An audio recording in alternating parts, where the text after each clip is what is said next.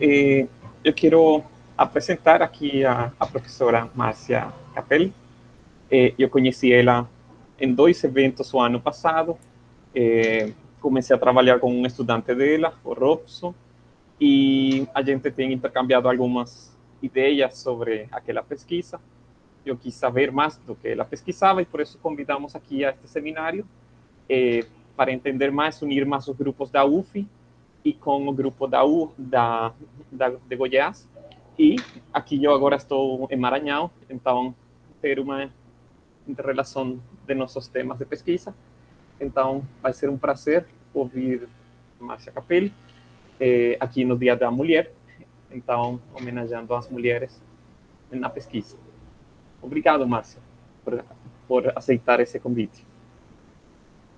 Eu que agradeço, Miguel, o convite. Fiquei super feliz, né, de poder falar para a comunidade, especialmente hoje, né, Dia das Mulheres na Matemática. Então, acho que é muito uma honra representar as mulheres da nossa comunidade. Eu acho que é uma área que tem um número bem representativo de mulheres e tem crescido, tanto aqui no Instituto de Informática quanto no Brasil, né? Então, fico feliz de poder participar dessa comemoração e de trazer um assunto que eu gosto muito de falar, acho muito interessante. Não é bem um assunto que o Miguel está estudando com o Robson, que é coloração. Como o Robson tinha falado de coloração, eu resolvi falar de dominação. E aí, preparando esses slides, né, para essa palestra de hoje, eu me dei conta de que é um assunto que eu comecei a trabalhar, já está completando 10 anos que eu comecei a trabalhar com esse assunto específico. Eu fui levantando os estudos realizados até agora e vi que passou muito rápido o tempo, né? Mas foi muito bom relembrar, e vai ser muito bom relembrar aqui esse tema de pesquisa. Então, eu sou da Universidade Federal de Goiás, do Instituto de Informática, e vou apresentar aqui sobre dominação como uma ferramenta de identificação local em grafos, alguns trabalhos com outros pesquisadores do Instituto e outros que também não são do Instituto, mas eu vou falar cada trabalho. Vou começar com uma breve motivação, que é sobre o assunto de dominação, né? Então, eu falei que eu vou falar sobre dominação como uma ferramenta de identificação local. Mas, assim, primeiramente, dominação, a gente pode enxergar como uma aplicação, né, de monitoramento de ambientes ou de sistemas em rede, qualquer sistema em rede, né, que a gente tenha interligação entre pontos, por exemplo, como um ambiente que tem interconexões, né, como esse ambiente aqui, dessa figura, e aí a gente pode nomear os ambientes e a gente considera que um ambiente, a gente modelar isso como um grafo, cada ambiente sendo um vértice e havendo uma aresta entre 2 vértices, esses ambientes compartilham alguma passagem, né? E aí, nesse contexto, um conjunto dominante é um conjunto que cada ambiente cada ambiente aqui, né, ou cada vértice desse grafo, ou ele está no conjunto dominante, ou ele tem um vizinho nesse conjunto dominante, né? Então, se a gente pensar aqui que eu quero instalar sensores, por exemplo, para poder monitorar intrusões ou incêndio, alguma coisa assim, eu quero instalar um mínimo de sensores, de forma que todo ambiente ou tenha um sensor, ou tenha um ambiente adjacente que tenha um sensor, né? E é claro que a gente quer minimizar o número de sensores, já que eu poderia colocar um sensor em cada ambiente e teria um monitoramento também, só que com todos os vértices do grafo, ou em todos os pontos, mas a gente quer minimizar. E aí, eu vou falar um pouquinho sobre algumas variações de conjuntos dominantes e alguns problemas que a gente tem em relação à identificação quando a gente tem somente conjuntos dominantes, né? Então, agora, iniciando um pouco mais de formalismo, o que eu vou explicar agora vai depender muito das definições de vizinhança aberta e fechada. Então, são as definições clássicas, né? Vizinhança aberta é o conjunto de vértices que são vizinhos de um vértice B, né? E a vizinhança fechada inclui, além dos vizinhos, o próprio vértice B. Então, vou começar com algumas definições, primeiro de conjuntos dominantes, né? Então, formalmente, a gente pode definir um conjunto dominante como um subconjunto de vértices de um grafo, de forma que, para todo vértice que não está no conjunto S, ele tem pelo menos um vizinho em S. Então, a gente pode definir dominação em termos de vizinhança, né? Então, aqui, todo vértice que não está em S, nesse exemplo aqui, ele tem um vizinho, pelo menos, né, um vizinho em S. Então, é um conjunto dominante, que é um tema clássico da teoria dos grafos, estudado há várias décadas. Aí nós temos algumas variações. A primeira delas é o conjunto dominante aberto, que também é conhecido como conjunto dominante total. Então, se a gente falar em termos de monitoramento de ambientes, né?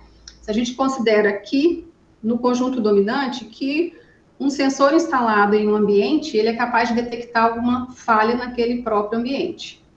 Se a gente considera que um sensor não é capaz de detectar uma falha no próprio ambiente, somente nos seus vizinhos, a gente precisa de um conjunto dominante aberto ou total.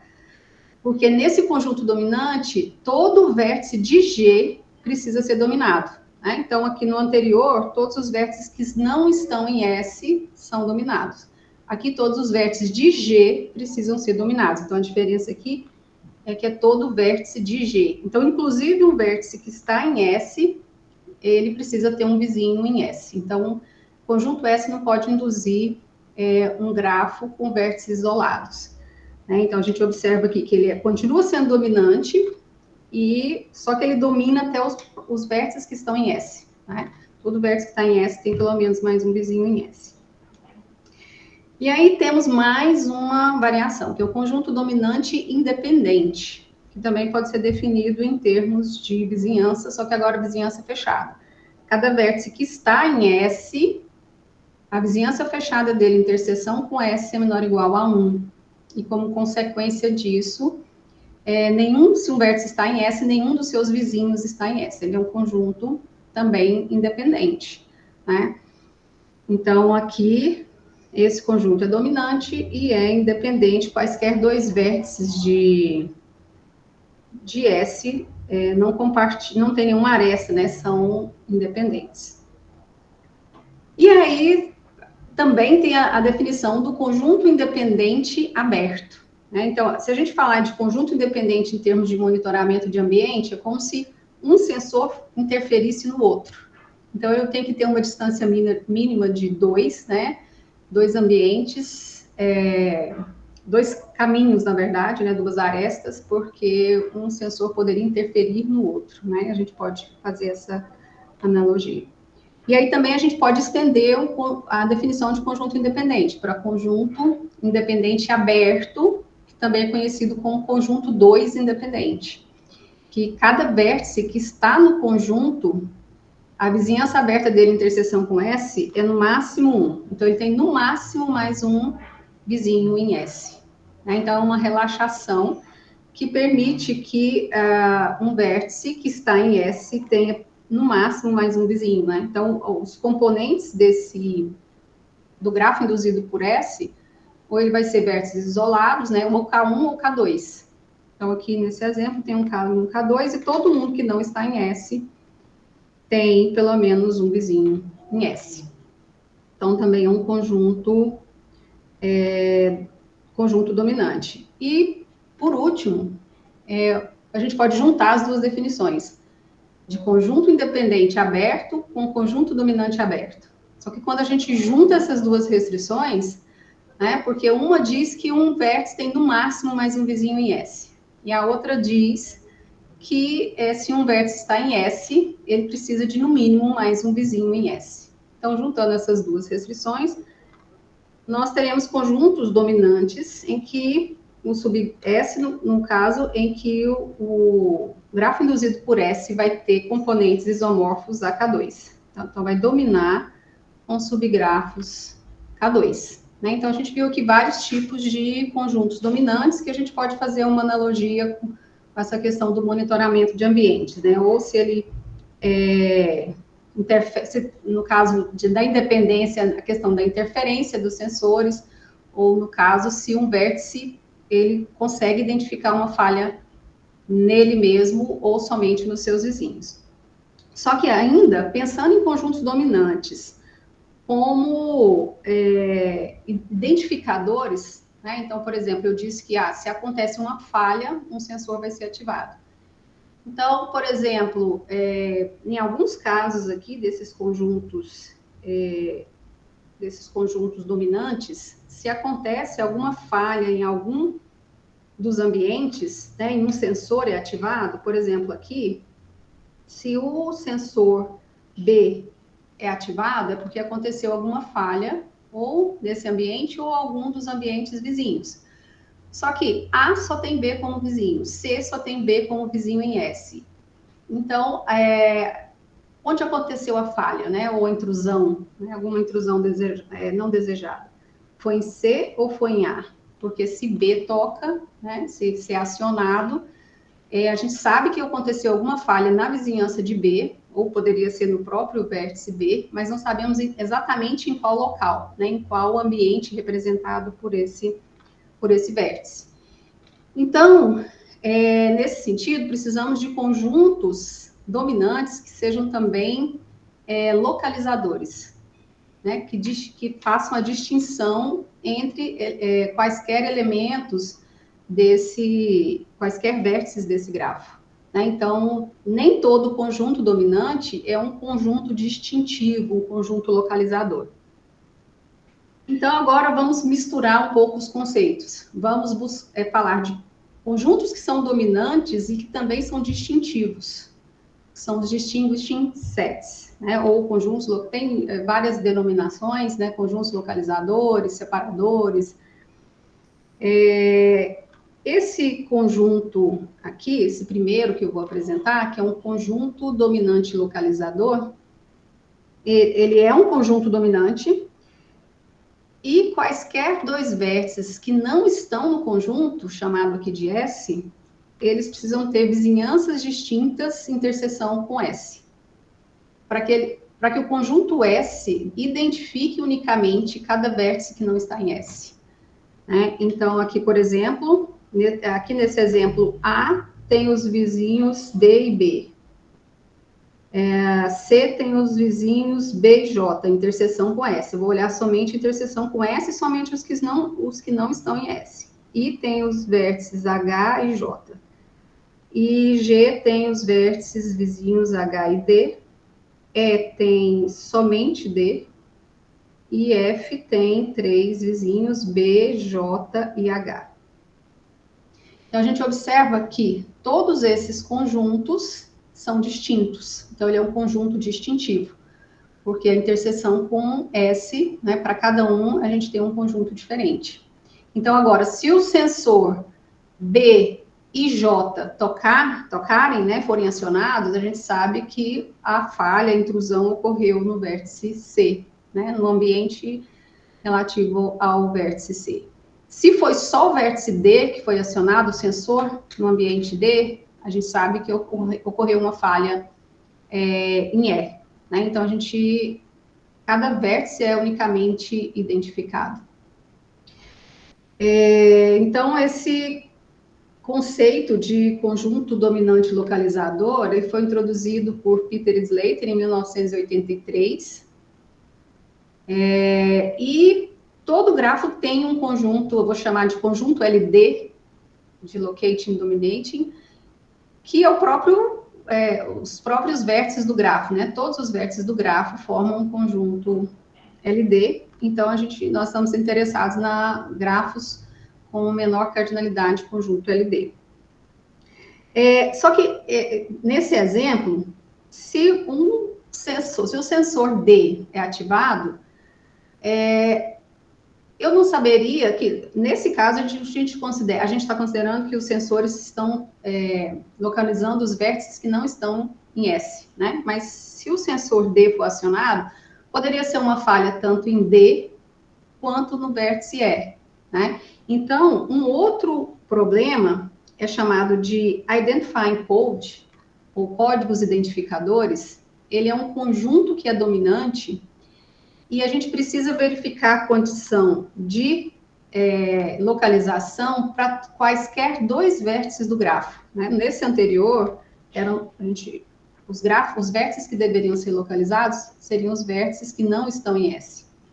E aqui a gente precisa localizar todos os vértices do grafo, mesmo os que estão em S. E agora, a outra diferença é que a vizinhança é fechada. Então, por exemplo, nesse conjunto S, destacado em preto aqui, agora a gente precisa verificar a vizinhança de todos os vértices, inclusive os que estão em S. Né? Então, C, vizinhança com S, é só B, J é só F e I é só H. H, vou olhar sempre vizinhança fechada, então H é F e H. F é F, B e H. B é B e F. A é D e B. D é só D, porque ele não tem outro vizinho no conjunto. Então, E é D e F. E, por último, G é D e H. Se eu não errei nenhum aqui.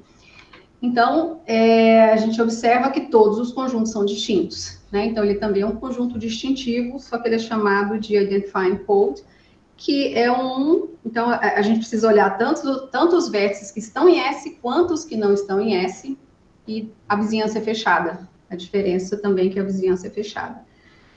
Então, nesse caso aqui, né, o sensor é capaz de identificar uma falha nele mesmo. Então, é preciso diferenciar os vértices que estão em D, em S, e os vértices que estão fora de S também, quaisquer dois vértices do grafo.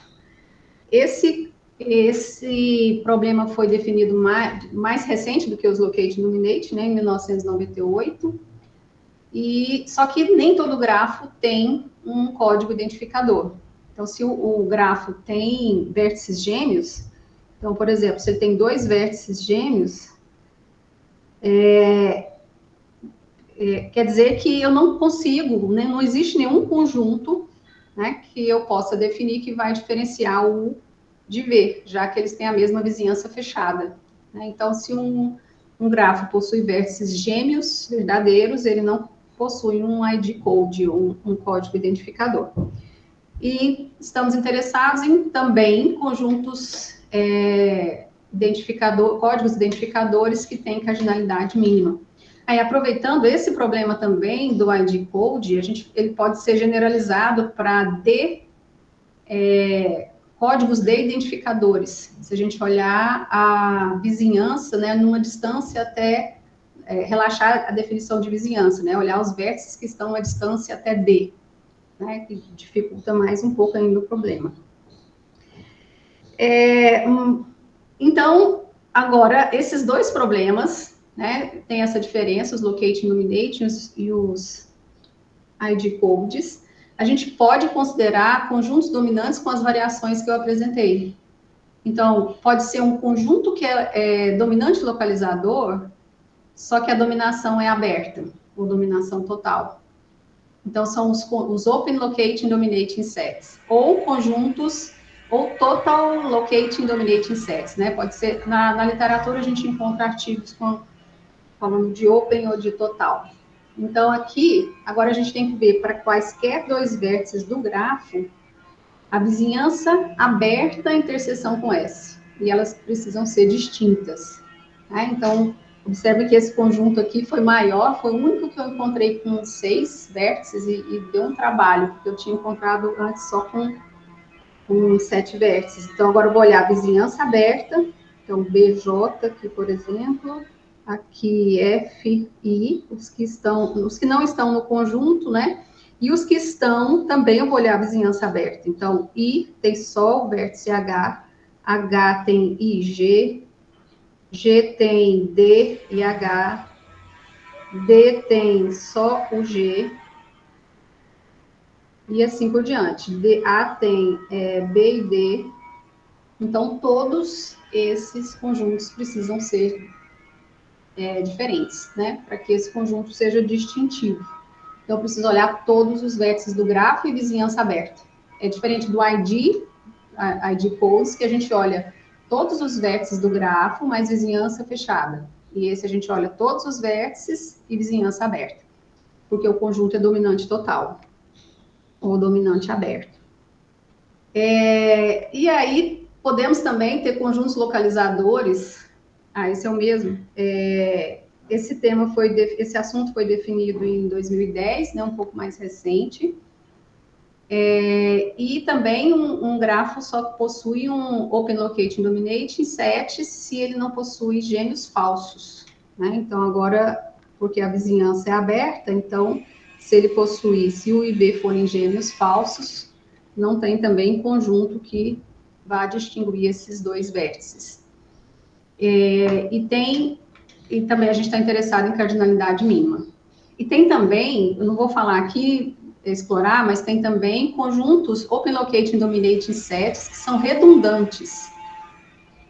Ou seja, eu posso tirar qualquer um vértice de S e ele continua sendo Open Locating Dominating.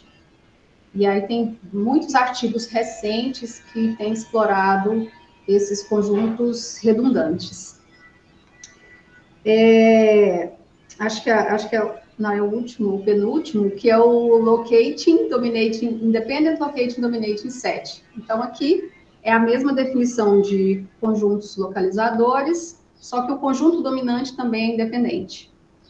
E quando a gente adiciona independência, parece que fica um pouco mais simples, né, assim, teoricamente, porque quando eu ponho um vértice do conjunto, eu excluo a possibilidade de todos os vizinhos estarem no conjunto, né?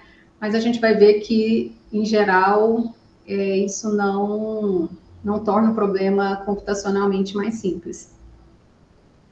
E um conjunto... nem todo grafo tem um conjunto dominante localizador independente. E decidir se um grafo G tem um conjunto ILD, que eu vou chamar de ILD, é um problema NP completo. Esse problema é mais recente, é de 2018, também Peter Slater, né? Vocês viram que muitos desses problemas foram definidos por Peter Slater, que faleceu recentemente, deixou uma vasta contribuição, e esse foi, inclusive, o último artigo publicado, né? Que esse coautor, o Sewell, ele terminou o artigo para ser publicado depois da morte do Peter Slater. Uma curiosidade. E aí tem o Independent Identifying Code, né, que é a versão independente do ID Code também, né? Então, é a mesma definição, olhar para cada dois vértices do grafo, a vizinhança fechada, interseção com S tem que ser distinto e o conjunto tem que ser independente. Também, né, no mesmo artigo, faltou o Ana aqui, o Peter Slater e o Sewell mostraram que também decidir se um grafo tem um Independent Identifying Code é um problema NP completo. Somente decidir se ele tem, né, já é NP completo. E por último, né, acho que já virou aqui, já virou uma salada, mas por último, os Open Independent, Open Locating Dominating Sets. Então, a gente junta, né, eu tinha falado de conjuntos Open Independent, Open Dominating, que era dominação com K2, e agora esses conjuntos, além de dominar com K2, a gente precisa localizar os vértices que não estão, todos os vértices do grafo Gini, porque é dominação aberta. Então, para todo o IV, a vizinhança de U, interseção com S é diferente da vizinhança aberta de V interseção com S. Então, como consequência dessas definições, né, primeiro que a dominação é com K2, e cada vértice que não está no conjunto, ele precisa ser 2 dominado por S, além de ter as vizinhanças distintas. E também determinar se um grafo, decidir se um grafo tem um tal conjunto, é também um problema NP completo e é um problema de 2017. Então, assim, em resumo, são vários tipos de conjuntos dominantes e várias formas de distinguir, né, os vértices de um grafo, se a gente variar o tipo de dominação com o tipo de conjunto distintivo, que pode ser um locating ou pode ser um ID code. Então, esses problemas... tem mais uma definição aqui. Então, esses problemas, eu trabalhei com várias outras pessoas, né, tenho trabalhado com esses problemas, e aí, na sequência, eu vou falar sobre a evolução, né, uma ordem mais ou menos cronológica, desde quando eu comecei a trabalhar com esses problemas e alguns resultados que foram obtidos desde então. Como tem alguns resultados aqui sobre prismas complementares, só para quem não sabe o que é um prisma complementar, é um grafo obtido, é um produto, né, obtido a partir de um grafo G e do complemento de G. Então, tem G e G barra, e unindo os vértices correspondentes com um emparelhamento perfeito. Então, é um produto que generaliza o produto cartesiano. Então, assim, esses prismas complementares, né, têm uma estrutura bem definida, são grafos que a gente julga serem bem comportados, e aí vou falar sobre alguns resultados que foram obtidos sobre esses problemas, né, nos prismas complementares. Antes disso, só que algumas aplicações, né, como eu disse, diagnóstico de falhas em multiprocessadores, né, monitoramento de ambientes. Então, tem vários tipos de aplicações para esses problemas de conjuntos distintivos. E eu não vou entrar em detalhes, porque são vários problemas, mas eles são todos problemas NP completos, né? Seja encontrar um conjunto de menor cardinalidade, né? São NP difícil, tanto em alguns deles determinar se um grafo tem tal conjunto. Essa bibliografia, esses problemas têm uma bibliografia muito vasta. Até esqueci de baixar aqui, mas tem um site que era mantido por Lobstein e agora está mantido por Dean, que tem mais de 500 publicações sobre esses problemas. Watching System, Locating and Identifying Codes. Tem, assim, muita coisa disponível, então quem tiver interesse depois acessar esse site, que interessante que eles vão mantendo, né, toda a bibliografia sobre esses assuntos, esses problemas. Como todos os problemas, ou eles vêm de locating ou de ID, eu destaquei aqui só alguns trabalhos de locating, porque daria para falar de cada um deles, né? Só para destacar que NP é completo mesmo para classes restritas de grafos de intervalo, bipartidos, com várias restrições. Também é difícil de aproximar por um fator que seja menor do que log de n. Em relação a ID codes, a gente tem estudos, por causa da NP completude, tem vários estudos com classes simples de grafos. Faltou um aqui. Árvores, ciclos, caminhos, produto cartesiano. Então, assim, para resolver o problema em ciclos, mas acho que foi de-identifying codes, né? Teve mais do que um artigo para resolver esse problema em ciclos. Então, tem vários estudos em classes mais simples, né? Devido à complexidade algorítmica. Esse foi o... Aí, de agora para frente, eu vou destacar alguns trabalhos que trataram desses temas. E vou dar mais ênfase para os últimos trabalhos. Então, eu fui resgatar da história que a gente começou a trabalhar com esse problema em 2015. Eu tinha revisado um artigo e achei muito interessante a ID Codes, e chamei a Érica e o Ebert para a gente trabalhar do Instituto de Informática. A gente tinha uma reunião com o Dieter e a Lúcia, e a gente resolveu levar esse problema para estudar. Acho que foi em 2015, e a gente falou, vamos começar com ciclos para aquecer, para a gente sentir o problema, entender realmente como é. E aí, quando a gente foi trabalhando com prismas complementares de ciclos, né, que eu defini prismas complementares, G é um ciclo e G barra é o complemento de um ciclo. E aí, quando a gente resolveu esse problema para ciclos, já tinha um artigo de quase 10 páginas, né? Então, assim, o que era para ser um aquecimento acabou virando um artigo, porque a gente viu realmente que era um problema difícil, né? E esse artigo acabou ficando, a gente ficou de complementar, não deu certo, e depois a gente resolveu mandar para o Lagos, e ele foi apresentado no Lagos de 2019, né? Ele ficou meio que na gaveta, esperando a gente estender, mas aí a gente mandou para o Lagos. Mas foi interessante, porque a gente descobriu que realmente é um problema difícil de lidar, né? Aí também, para prismas, aí eu comecei a trabalhar com uma aluna de mestrado, a Juliana, e ela também começou a estudar os ID codes nos prismas complementares, né? Então, a gente conseguiu alguns limitantes, justo, superior e inferior, e ela trabalhou também com um grafo bipartido completo, split completo.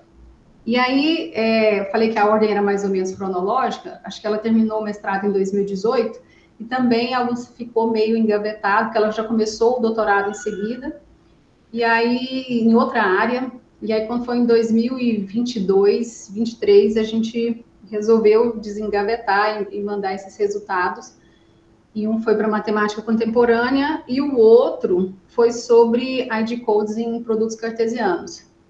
E aí, só para vocês terem uma ideia dos artigos para produtos cartesianos, só para resolver cliques, né, grafos completos com grafos completos, cada fator é um grafo completo, foram 2 artigos para resolver. Caminhos e grafos completos, foi o que inspirou a gente, né? Tinha um artigo de produto cartesiano em caminhos e grafos completos, e tem muitos artigos também que trabalham com grids finitas ou infinitas. Aqui no Brasil, acho que quem tem mais trabalhado é o Rudin, lá do Ceará, então acho que ele também está nesse artigo aqui. Então, ele tem trabalhado com algumas grids infinitas também, ID codes nessas grids. E aí, no mestrado da Juliana, ela também trabalhou com um produto cartesiano de um caminho e um grafo estrela, e conseguiu alguns resultados também que a gente só foi mandar para o ETC de 2023, e foi apresentado lá.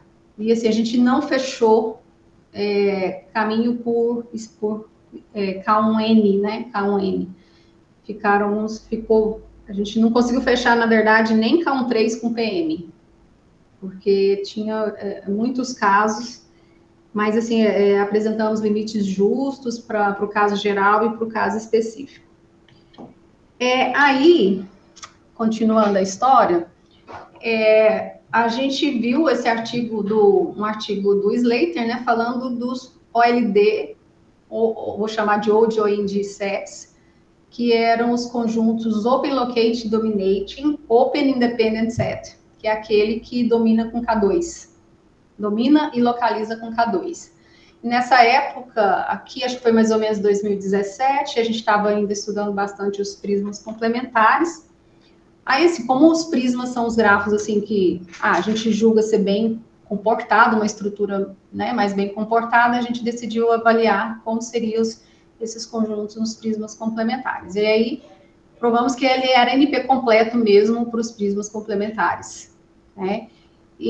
Mas se o grafo G tivesse cintura pelo menos 4, esse problema poderia ser decidido em tempo polinomial, inclusive o conjunto poderia ser determinado também, né? Então, mesmo para classes simples, o problema permanece NP completo. E a gente, né, esse trabalho foi apresentado também no Lagos de 2019, né, que foi esse trabalho aqui.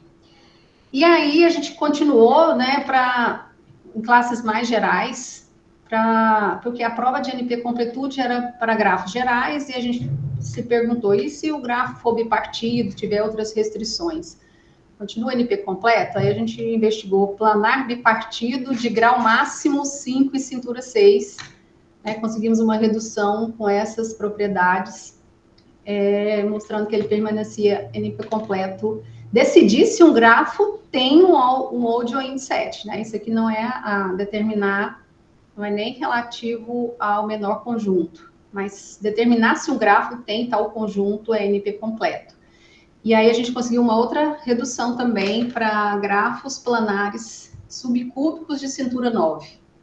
Então foram 2 reduções, e além dessas reduções, alguns outros resultados, para grafos P4, a gente caracterizou, né, para grafos, os conjuntos em P4 tight, e também prismas complementares de cografos.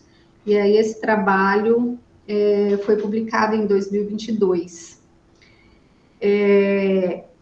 Na sequência, na verdade, na ordem mais ou menos cronológica, em 2020, eu planejei ir para a UFMG fazer um pós-doutorado, porque eu queria estudar um pouco mais sobre algoritmos parametrizados, né? Então, eu levei esse problema para o Vinícius Santos, para a gente estudar um pouquinho como que seria os locating dominating sets em relação aos parâmetros, né? A complexidade parametrizada.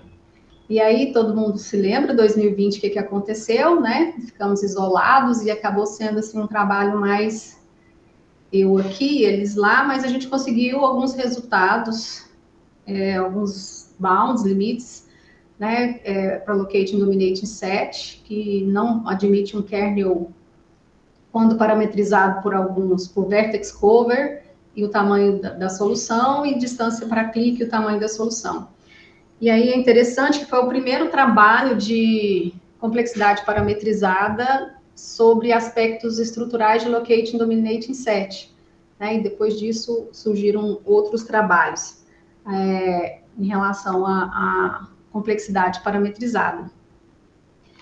E aí, na sequência, que agora mais atualmente, a gente tem um grupo de estudos desses problemas, né, no INFE, que eu, a Érica e o Humberto Longo, e até acho que eu esqueci de comentar, né, que algum desses trabalhos de Old ou Wind aqui, eu, a Érica, o professor Leslie Folds, que é um professor visitante, e o professor Humberto Longo.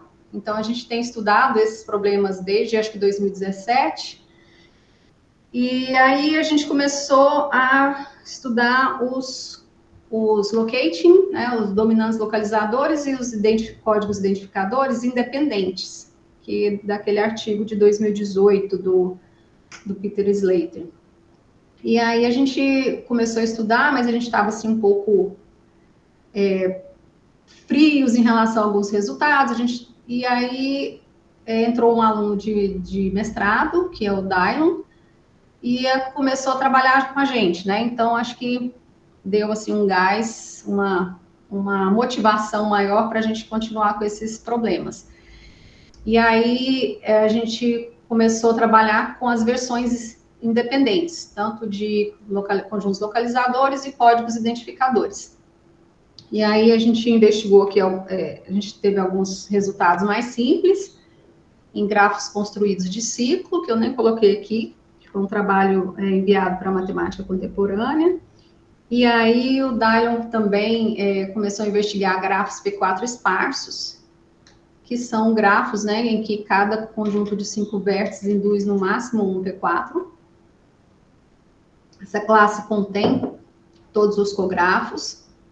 E aí mostramos condições para a existência de ILD, né, sets nesses grafos, né, algoritmos para determinar a cardinalidade mínima. Não vou entrar em detalhes, porque esse trabalho foi aceito no ETC e vai ser apresentado lá, então é um trabalho recente, que ainda não foi apresentado. E aí a gente começou a trabalhar com complexidade também, para esses problemas. A gente começou investigando grafos bipartidos, e tentando algoritmos polinomiais para grafos bipartidos, só para vocês entenderem um pouco, os ILD, né, que são os locating independentes. Então, se a gente tem 2 vértices que são falsos gêmeos, eles precisam estar no conjunto. Então, por exemplo, A e B têm a mesma vizinhança aberta, então eles precisam estar no conjunto. Qualquer LD precisa ter esses conjuntos. Então, se esses dois vértices já não são independentes, ele já não tem um ILD. Mas, quando a gente for estudar grafos bipartidos, então, se na parte A tivesse gêmeos, eles deveriam estar no conjunto. Se na parte B não tivesse gêmeos, a gente poderia considerar todos os vértices da parte A como um conjunto LD. E aí um problema é fácil de resolver. Mas aí quando tinha gêmeos nas duas partes, né, o problema se torna complicado, porque a gente tem que estender esse conjunto para um ILD no grafo todo, a partir desse conjunto inicial. E aí a gente viu que isso não era tão simples. E aí a gente começou a trabalhar com grades, e aí vimos que para grades era fácil de resolver o problema, mas para subgrades a gente também não estava conseguindo resolver. Então a gente se perguntou, né, o que acontece com os grafos bipartidos? E aí a gente começou a trabalhar numa redução e conseguimos mostrar que decidir se grafos planares bipartidos têm um ILD também é NP completo. Né? Então, foi o primeiro resultado de complexidade. E aí a gente continuou estudando em relação a grau máximo e mostramos também que grafos subcúbicos livres de triângulo, para grafos subcúbicos livres de triângulo, também determinar se ele tem um ILD NP completo.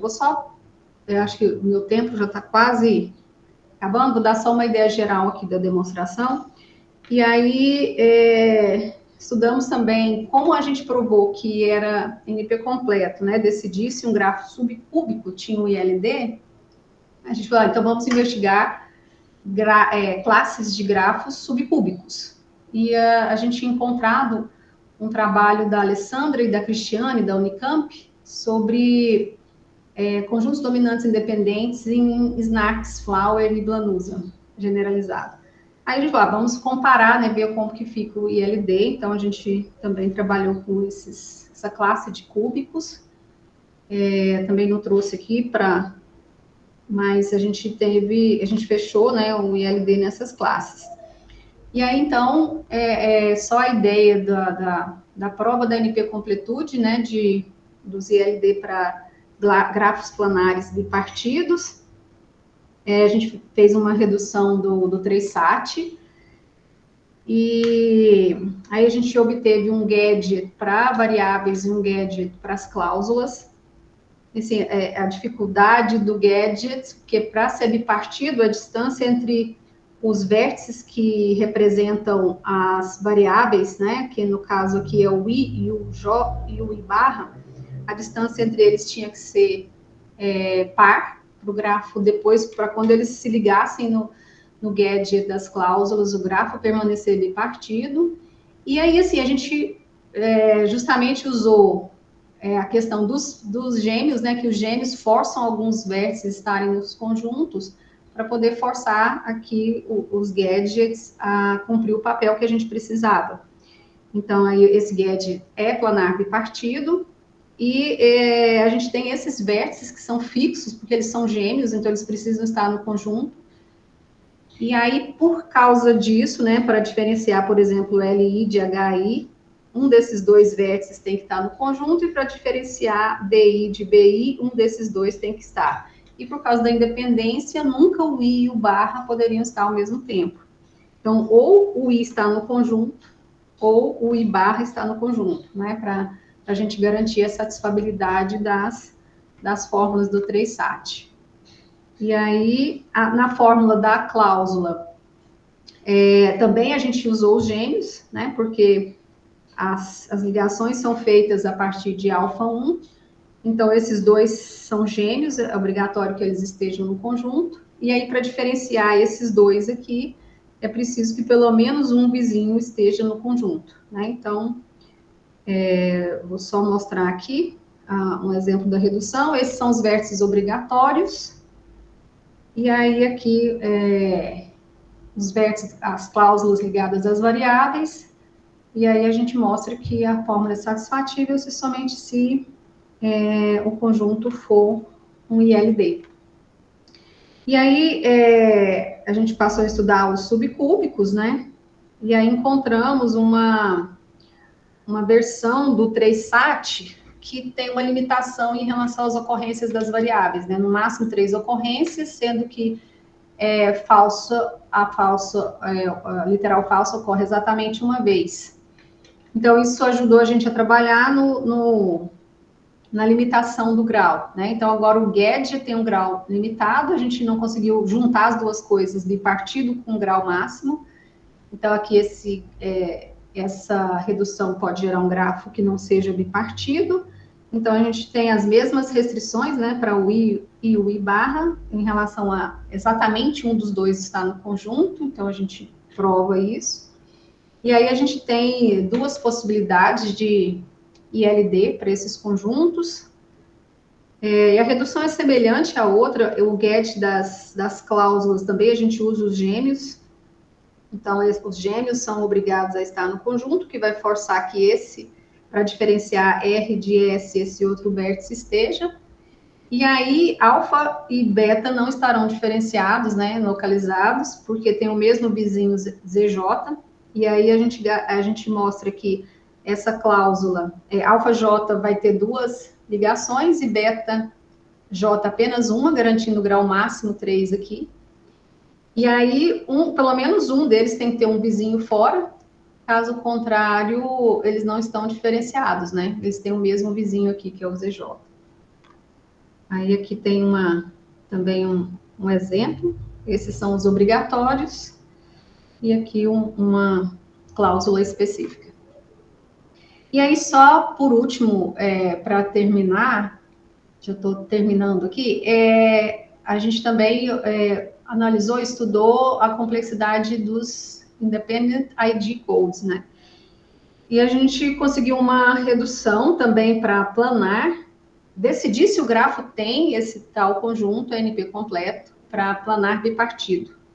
Aí a redução segue o mesmo padrão das anteriores, né? Então a gente tem no gadget, o que facilita os Independent ID Codes é que todas as folhas estão. Então a gente consegue usar as folhas aqui para trabalhar os gadgets para fazer o que a gente precisa, né? Para ter a dominação que a gente precisa. E aí aqui a gente tinha duas, além das folhas, né? Duas outras opções para os Independent ID, sendo que também, da mesma forma, apenas um desses dois vértices está no conjunto. E o get das cláusulas é mais simples, já que a folha é obrigada a estar, né?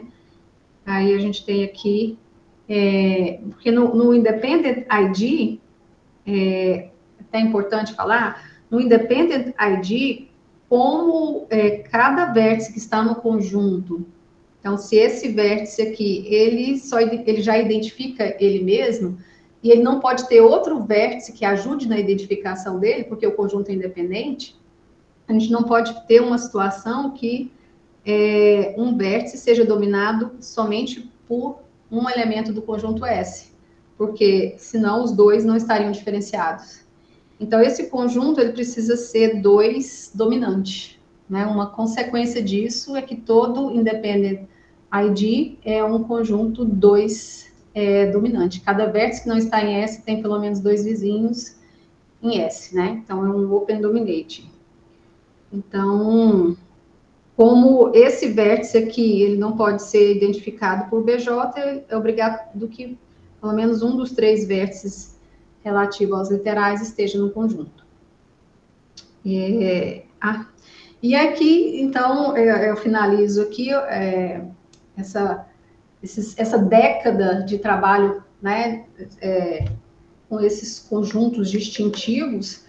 A gente teve esses trabalhos, então a gente trabalhou com diversos problemas, né, tanto ID quanto locating, com complexidade convencional, parametrizada, open locating dominating, com open independent, e agora a gente está um pouco mais trabalhando com os conjuntos LD independentes e códigos identificadores independentes. Então, agora a gente está pretendendo investigar ILD, os 2 problemas em subclasses de grafos bipartidos, para quais subclasses permaneceria NP completo, né, incluindo as subgrids, Também estender o trabalho de P4 esparso para uma superclasse, que poderia ser P4 Tide ou QQ-4. E também determinar a complexidade dos códigos identificadores independentes nos grafos subcúbicos, né? Porque a gente conseguiu mostrar que para LD em subcúbicos, problema de decidir se ele tem um tal conjunto NP completo, mas não para os códigos identificadores.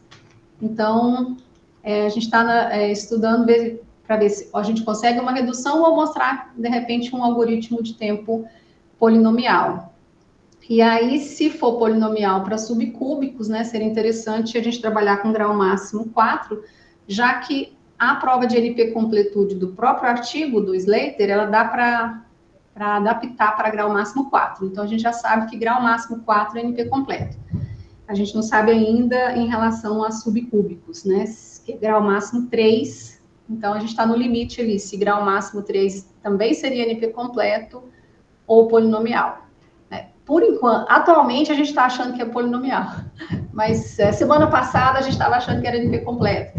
Então, a gente está trabalhando ainda, investigando. Então, agora, atualmente, o foco são esses problemas. Assim, uma década, né, de estudo, o problema é muito interessante, é muito difícil, tem muita publicação, mas tem muitas variações, e espero que vocês tenham gostado do assunto. Eu particularmente gosto de estudar esse assunto. E é isso, obrigada a vocês.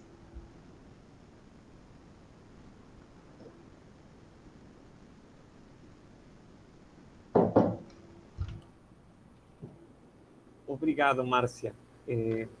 Eu gostei muito, porque eu tenho lido revisei algum paper de dominação, mas um tipo de dominação. Ao ver todas as dominações juntas no início, aí já fiquei, porque às vezes você lê um pouco em um artigo, depois vai para outro e não sabe qual é a diferença entre os dois, ou não consegue, demora um pouco em perceber, é que aqui é um pouco diferente, que você tem 6. Muitos casos. Muitos casos. Uhum. Ainda daria para trabalhar com dominação conexa, dominação, né? A gente poderia, de repente, colocar outros tipos de dominação. Pois é. Então, antes de passar a palavra para se algum dos tem alguma pergunta, queria repetir que estamos aqui no Dia da Mulher na Matemática, Dia Internacional da Mulher na Matemática. Então, parabéns a todas e muito obrigado pela muito boa palestra que tivemos hoje. Então, se vocês tiverem alguma pergunta, por favor, passo a palavra. Obrigada.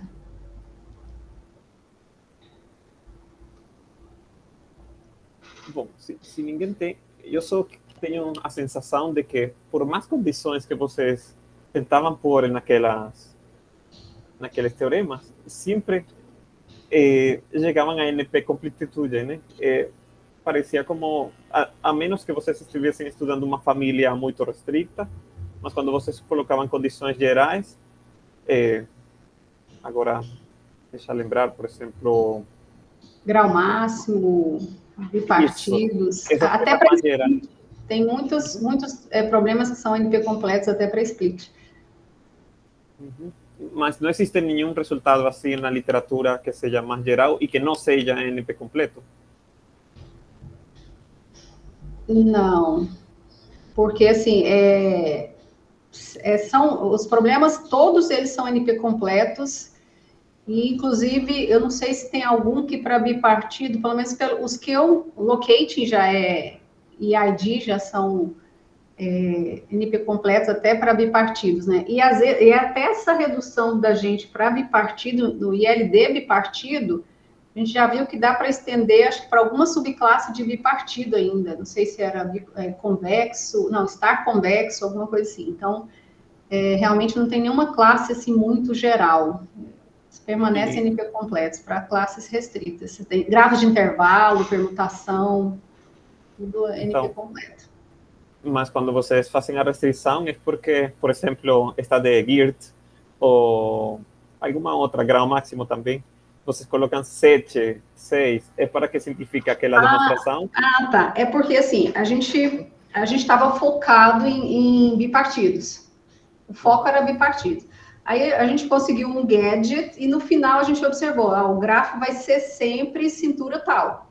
Então vamos acrescentar aqui, porque a gente já observou uma propriedade no grafo. A gente não focou grau naquele caso, né, a gente não focou cintura e teve um caso que a gente não focou grau máximo. Mas aí a redução já trazia um grafo com aquelas... Já apareceu no grafo, então a gente já adicionou. Agora, no caso do ILD, a gente não conseguiu juntar as duas coisas. A gente focou em bipartido. Tem uma versão 3SAT planar, então vamos acrescentar planar. E aí depois a gente focou, a gente tentou adicionar a restrição do grau máximo ao bipartido. Aí a gente não conseguiu.